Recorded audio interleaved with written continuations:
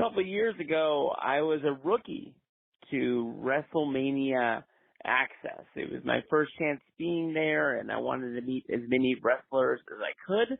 I quickly learned a little cheat code that if you went to the Legends tables, you could get to the lines a lot faster, mostly because a lot of the fans that were there maybe didn't know who they were. They had been off of TV for a long period of time, and just nobody really wanted to get into their lines. I jumped into a line because it was a signing of Harley Race.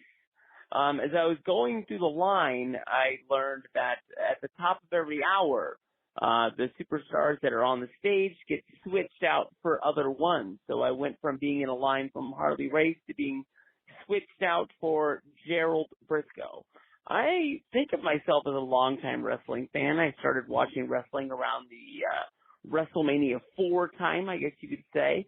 But I really have no memories of Gerald Brisco other than him being one of Vince McMahon's stooges, and didn't know what to say to him. And when I got up to get his autograph, I didn't want to talk about, him dressing up and wrestling as a woman on Monday Night Raw. I figured he probably answered that question 1,000 times. So I said, hey, let me look in my WWF encyclopedia and see if I can find a fact to ask him about. I learned that he had been a member of the tag team with his brother, the Brisco brothers, of yesterday.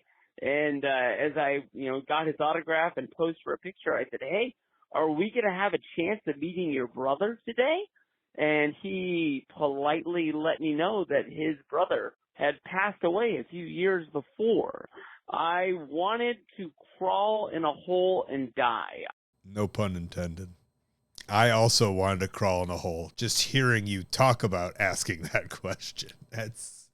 Oh my God, it's so fun for me and everybody listening and not for you. But that's exactly what this show is all about. Not much I could add to that.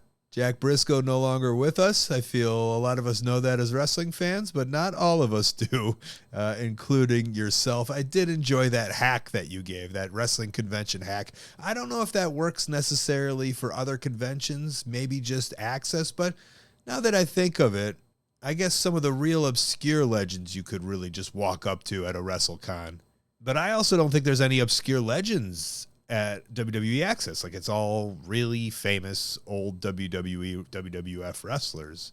But it just goes to show you the generation that's watching wrestling and maybe has already forgotten the past. Makes sense. When I was 10, I probably didn't know who a lot of the wrestlers were.